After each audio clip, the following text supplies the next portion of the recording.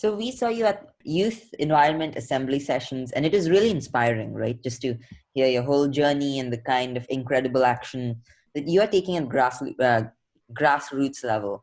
So I think you mentioned that your turning point was when you sailed across the Pacific Ocean in Mm-hmm. 2012 to study about the Western Garbage Patch. So what is that experience like? And what is the turning point where you decided that this is the cause that you want to channel your efforts towards? That whole experience was really amazing.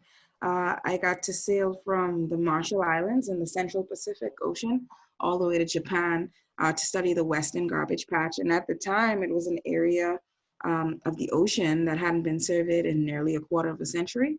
And we wanted to see how fast debris was getting from the coast of Japan into that particular gyre. And gyre is just a huge circulating current that occurs naturally, but now they trap marine debris. And this was a year after the Japanese earthquake and tsunami. So we wanted to see how fast that debris was getting in the middle of the ocean. And we went on this trip. I'd just been really introduced to plastic pollution. The opportunity came up, and somehow, some way, I ended up getting a seat on the boat to go on that trip. And we got out there, and I always make this joke. The first few days, I was like, this is silly. Why are people studying garbage? But I was really seasick and I was like ready to go back to land. So I was like, get me out of here. But once the seasickness subsided and I started to see the issue firsthand, we were in the middle of the ocean. There were no boats nearby, just us. No airplanes, no islands in the distance. It was literally just us in the middle of the ocean with all of these animals surrounding us and all of this waste. And one day we pulled up on this thing called a netball, which is a huge conglomerate of debris and old fishing material that kind of magnetizes itself together, if you will. So we pulled up on this. It was in 16,000 feet of water, and we snorkeled around it. And in this netball, you had a school of fish that was living under it. When we took a closer look, there were fish that were dead inside the net who had gotten entangled. So we took the net back to the boat and we dissected it, and we found like 20 different types of rope. We found all types of plastic, and we found all types of organisms that were living in there as well, and organisms that you wouldn't necessarily find in the middle of the ocean. So as we're sorting through all of this waste, I'm just looking at it and, I'm like, why are humans so nasty? Why are humans polluting the ocean? And then when I took a closer look, I saw things that I used in my daily life, like plastic forks. There was a plastic comb. There was some plastic toys. And it dawned on me, that I am definitely human. And I was a huge part of the problem. I was a serial plastic offender. And that was the turning point for me, that I realized I was a big part of the problem and that equally I could be a part of the solution. So that was the key point of that trip for me that turned things around. Like, I'm from the Bahamas, from the Atlantic Ocean, and this being in the middle of the Pacific and seeing that the things that I use on land, Yeah. even though I live so far away, still ended up in the middle of the ocean. So that was a really big eye opener. So you also started the movement of tackling the plastic crisis with your first initiative, the Plastic Beach Project, a Yes. citizen science-based initiative, right? So just tell us a little more about that and like how you mapped your road towards establishing the Bahamas Plastic Movement. Yeah, so before Bahamas Plastic Movement was ever a thing, I came back from that trip, and that was kind of it for me. I was like, well, that was fun. And then the more that I started learning about plastic, and I realized that the narrative of how our beaches got dirty here in the Bahamas wasn't entirely true. I was like, oh, locals always polluting the beaches. But that wasn't the entire story, because even though that did occur, you could go to the most remote beach and still find so much plastic and so much waste. And then I realized, that it was coming from somewhere else. It was washing in from another source. And a friend of mine from the Five Gyres organization, Carolyn Box, she had started a project in the San Francisco Bay Area looking at plastic on beaches there. And that too was called the Plastic Beach Project. So we talked. I was like, I would really be interested in seeing, what plastic is here, where it's coming from. Is there a difference between which beach may have more accumulations of the waste? So we got the project started, and I got students to come to the beach with me, and we would look at all marine debris with a particular focus on macro, which are the large pieces, and micro, which are the small pieces of plastic. So we had 16 beaches in South Eleuthera that we surveyed twice a year in the exact same spot, depending on which season it was. And we wanted to see, like I said, the spatial, was there a difference across space, and then temporal across time. And every time I would take these students to the beach with me, I would always say, guys, this is the Bahamas Plastic Movement. And I wouldn't think anything of it. I don't know where I got that name from, but I would just always say that jokingly on the beach. And probably like the last turnaround of the project, like November of 2013, I was just sitting around in my apartment and I was like, I'm going to start a nonprofit. And the name was Bahamas Plastic Movement. And I was just sketching out the logo and what it would look like and what the pillars would be and who I wanted to reach. And then it just kind of came to life over time with the help of a lot of people and a lot of volunteers. So that's where the vision was, because I realized I was doing this work, but still no one knew about it. There was still a huge gap between community and science and getting people on board to understand this issue. And most importantly, understand that they could be a part of the solution. So Bahamas is primarily a coastal region, and Mm-hmm. so you directly witnessing the impact of the plastic pollution. Majority of the people who do not live near oceans, they're not witnessing the direct repercussions, right? And and they don't believe that they did not have a major role to play in this crisis, right?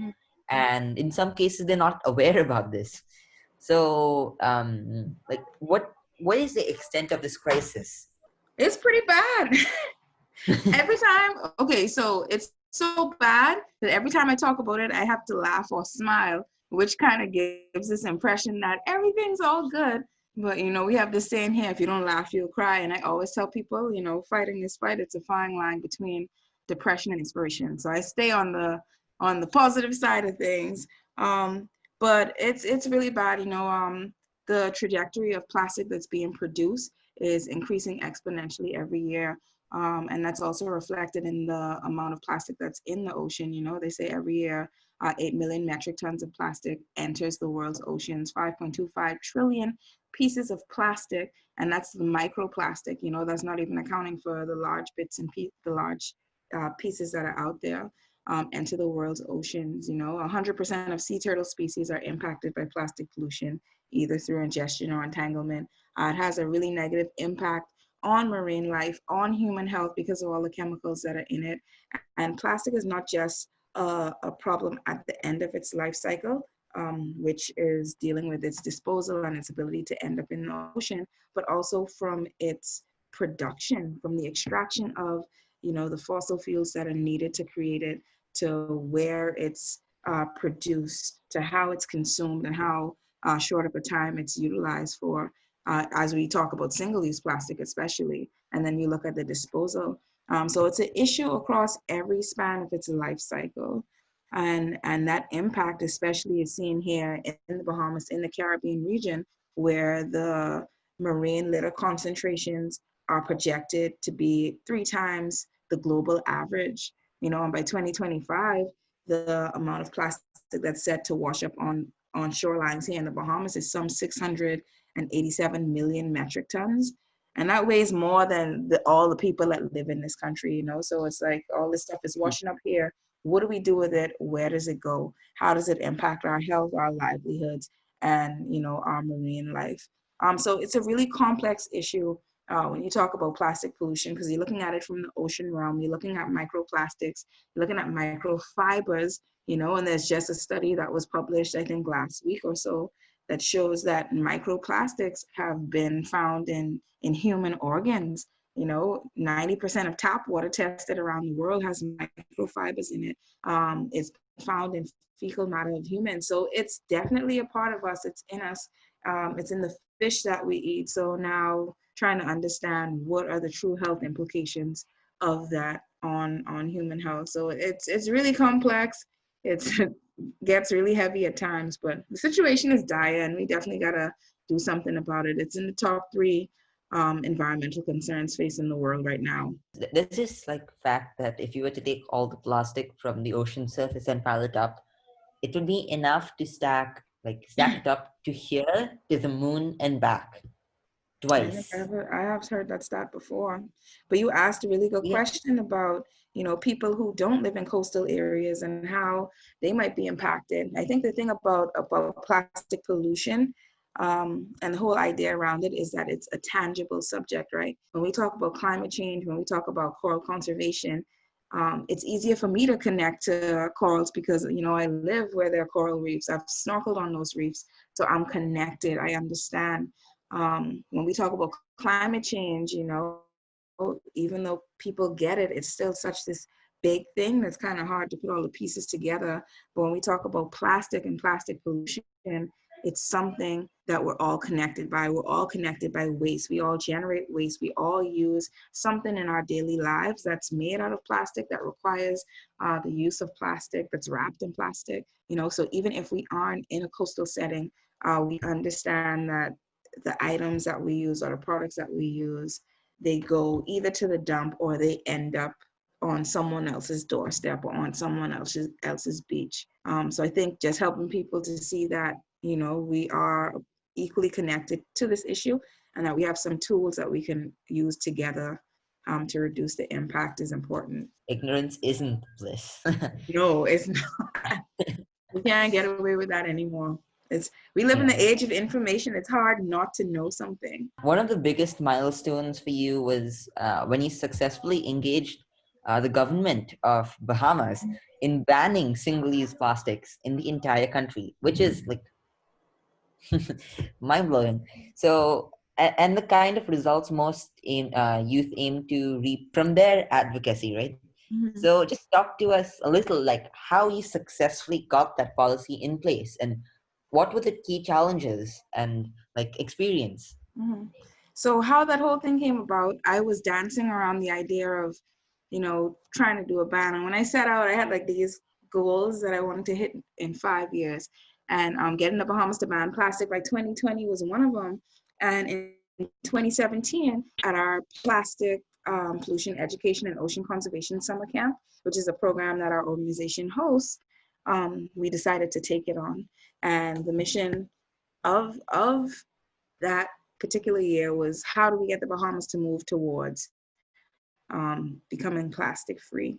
So during that particular program, our students made a call to action video where they addressed all of our members of parliament, our prime minister, our minister of environment, of education, of health, because the students, because I was like, oh guys, let's write a letter to the prime minister. And they're like, no, Miss Kristal, what about the minister of health? The fish are eating the plastic. What about the minister of education? People need to know this stuff. I was like, oh, that's right. So the kids were coming up with these ideas, and I was able to help foster what they wanted to say. So we made this video call to action, but we never published it until later on in the year after we had a youth activism workshop. Because I know, okay, we made this video, we're going to say this and send it to the prime minister, but what action is going to come after that? So I held off on sending that video. And in December of 2017, I hosted a youth activism workshop where for 3 days we came together to work on how do we approach this ban, how do we engage the government. So we learned more about plastic and how other countries were dealing with it. We brought in a social scientist and she taught us and all the students how do you write surveys to gauge the attitudes and perceptions of locals? Is this ban something that they want? And we went out and we asked questions in the community, and some people were like, why are you trying to take my plastic bags away? And then someone was like, I think it's a good idea. I'm tired of seeing it flying around and getting caught up in the trees. So we had that data on what people wanted. And then we brought in a local lawyer and she taught us all about legislation and how law works in the Bahamas. How do you pass a law? What do you need? So with her help, our students in groups, they had case studies and they looked at different countries who had implemented a plastic bag ban or some ban on single-use plastics. And they looked through all the information, and they came up with the best case scenario. What would work best for the Bahamas based on our climate, our geography, and our culture.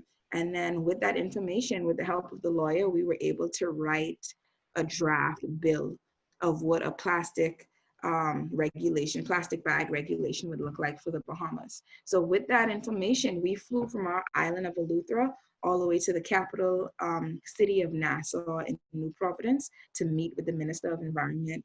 And even when we were doing that, I was with our kids, and I was like, guys, we got to be really formal, and we have to wear these blazers, and it has to be professional. And they're like, Miss Kristal, that's boring. We got to go in there beating on the desk. And so we did, and they went in there. We were like, we are the change. We're the solution. We can fix this plastic pollution. And we did that, and then we gave a presentation about why this issue was important, what needed to be done, and then we gave the minister 3 deliverables that we needed. We went there in January 3rd, 2018, and we gave him 3 deliverables that we needed. We wanted we wanted him to pass the legislation, the bill that we created through the House of Assembly by Earth Day of 2018, which would have been April 22nd. And then we wanted a national education campaign for the Bahamas with a partnership between Bahamas Plastic Movement and the Ministry of Environment, And then we wanted the Bahamas to sign on to the United Nations Clean Seas Initiative. So he took everything we said into consideration, and he said the verbal agreement that he was going to follow through. And on Earth Day of 2018, that same year, he had a national press conference announcing that the Bahamas was getting ready to ban single-use plastics, inclusive of styrofoam, plastic bags, plastic utensils, straws, and mass balloon releases, which was also something that we recommended. So they got it done. Now, when I did all of this, I did no background research. I assumed the government wasn't working on anything, but I later found out that they had apparently been working on this for quite some time, but the Minister of Environment said it was on their radar. They had started some work on it, but the push wasn't there. He said it wasn't until he saw the young people in front of him that he really got inspired, and he really got the fire under his feet to get this thing going. So as of January 2020, it became illegal to import any single-use plastic items into the country. And as of July 1st, 2020, no grocery stores are allowed to have plastic bags or styrofoam or any plastic cutlery on the shelves. However, a lot of those things are still in circulation in the supply chain. And, it's not all perfect. Some things need to be enforced a little bit more.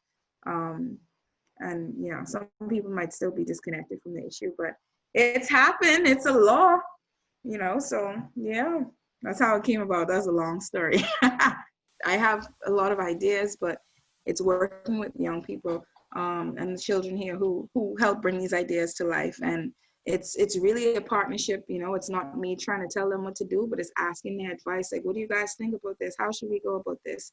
And just that alone empowers them to understand that their voice carries weight, that it does matter, that they do have some power and some leverage to make change. You said that there are a lot of people who still not aware, even in the Bahamas, about this problem, right? Like, still in circulation. So, but there is enough evidence that showing our oceans are going through a major crisis, right? And even then, so many world leaders and people around us are overlooking this problem, right?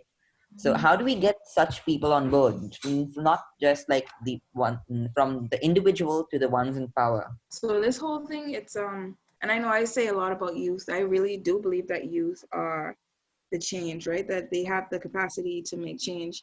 And often I used to say, I'm sorry, guys, we made a big mistake. It's your problem to fix now.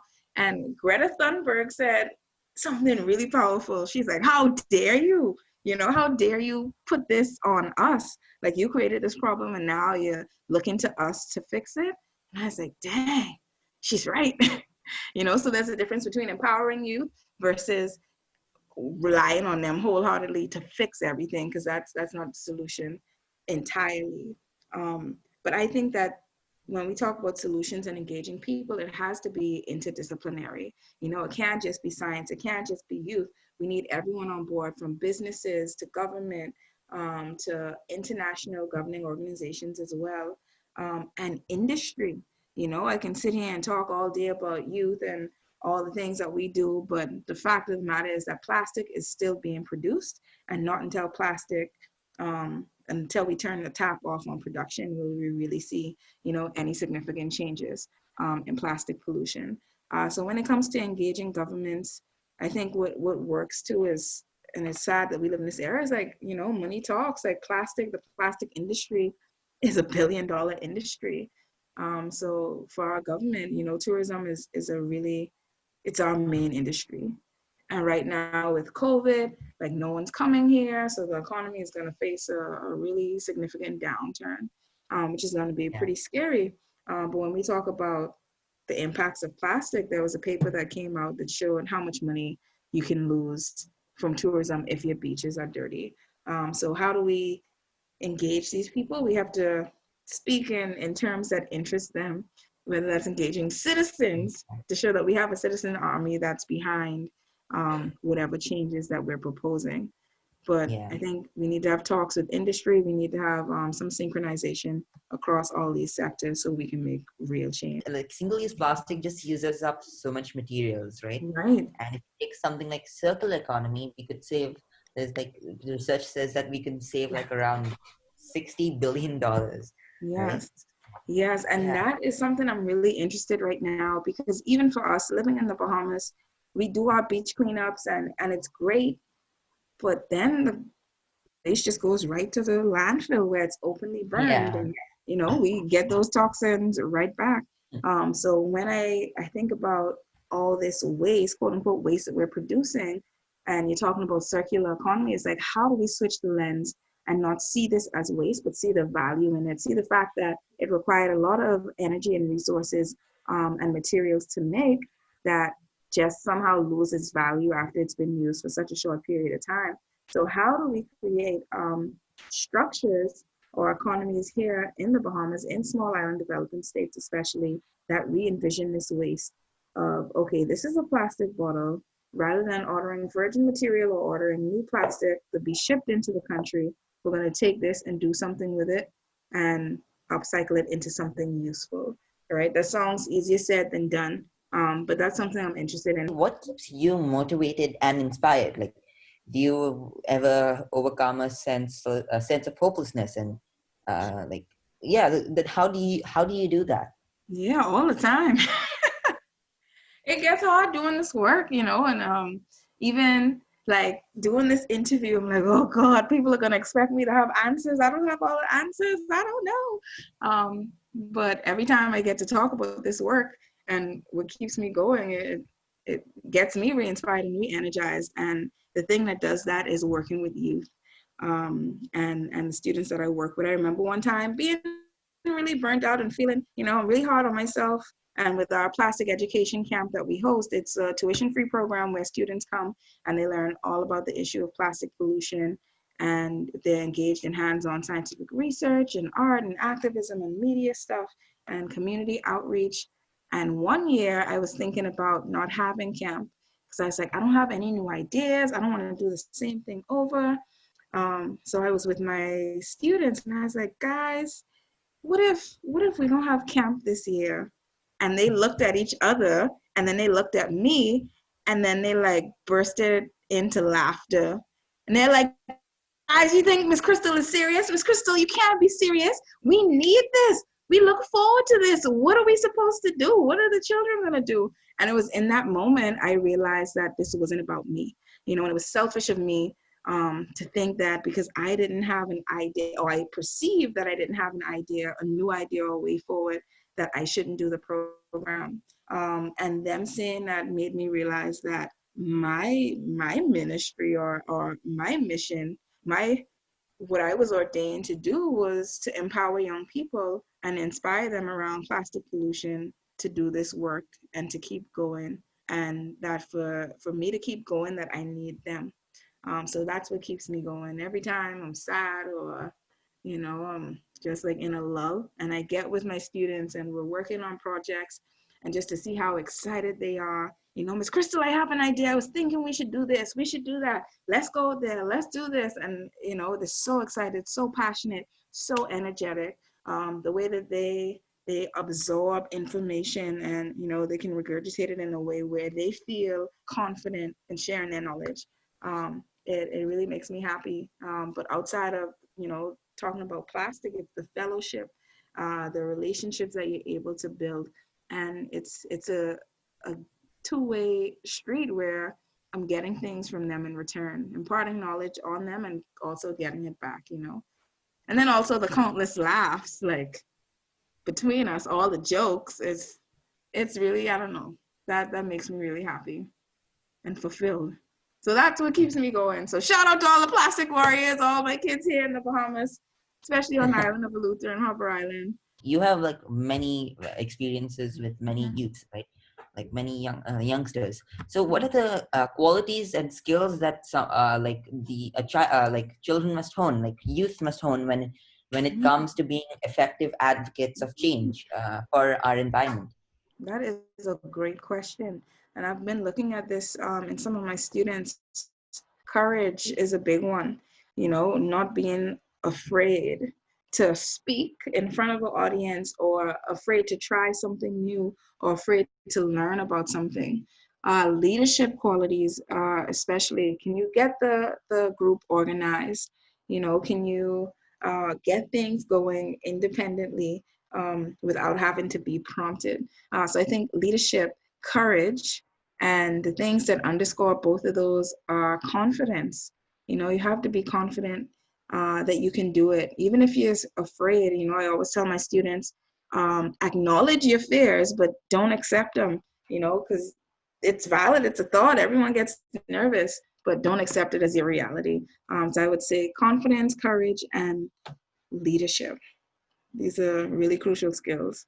So this lockdown period has given us all a time to reflect on our actions, right? Mhm. So do you, as someone who's closely witnessing the impact of humans on our oceans, do you Mhm. think that this lockdown has had a positive effect? It's been having a pretty negative effect. I hate being bearer of bad news. Double sided. It has the effect of, now there's a new stream of pollution with the PPE, the personal protective equipment. So now there are all these masks, disposable gloves, and things like that that have been washing up on beaches or ended up in drains and waterways.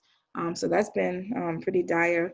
But then one thing a lot of people have brought up here, and I need to fact check and do some research, because the cruise ships haven't been running. A lot of people have been messaging me and saying, "Do you notice that the beaches are cleaner?" I feel like there isn't as much debris washing in, since there are no cruise ships passing by, even though there are like freight liners going. People are looting that, waste that is possibly discarded by cruise ships, even though that is illegal. Um, since there aren't any cruise ships in the water, the beaches appear to be cleaner. Um, I don't know that to be true.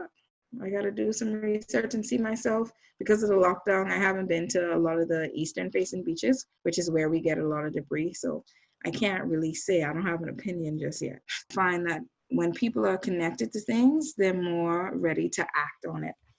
So we can talk about this all we want, and some people may be inspired without even having to go to the ocean. Um, but some people may be even more inspired if they conquer their fears. Some people are afraid of the ocean, but if they, and this is really cliche, in a perfect world, this will happen. You go to the ocean as a government, as a minister, you don't think about the money or the economy and all these things. You just think about protecting the environment.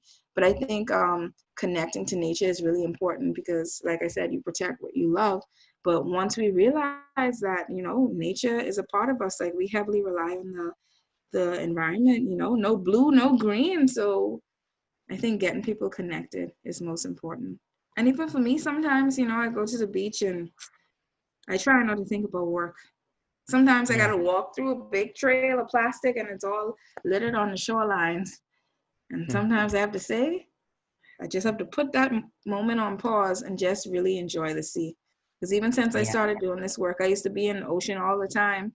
And, once you go from doing field work, you're now behind the computer all the time and planning logistics, and you don't get as much time out in the sea. And I think it's important to Yeah. just go to the beach just to go Yeah. to the beach. But also, when you leave, take 3 for the sea. That's also important too. Like, what is your hope for and vision for our environment? Just to end Yeah. everything on a positive note. I I always wonder about, everyone is like now, especially here in the Bahamas, right? Uh, Everyone's talking about these are the end of times. So many bad things are happening in 2020, and I always think about how things will end. And I feel like the end for us is when we discredit nature and we disrupt things, that we end up going down this spiral where we damage ourselves. But my hope for nature is that there can be a balance between, the social and the ecological, that once we realize that we are ingrained, that nature is a part of us. And there's this really cool scientist and surfer, Dr. Cliff Capono, and he's done this research where he swapped surfers and tested their DNA against, not the DNA, but the bacteria on their skin against things that you may find in the ocean. And his research has proven that we're all connected to nature. We share the same bacteria or microbes or, living things. So we're heavily ingrained, and we can't have our life, without nature being in balance. So I think my hope for nature is that I want it to thrive, that I want it to be healthy, because that's the space where my mental health is contained, when I'm in a forest or on a beach, especially in the ocean. That's where I feel alive. So getting people to realize that we need nature to survive. So my hope is that we treat it better, that we are more gracious, and more concerned and more connected.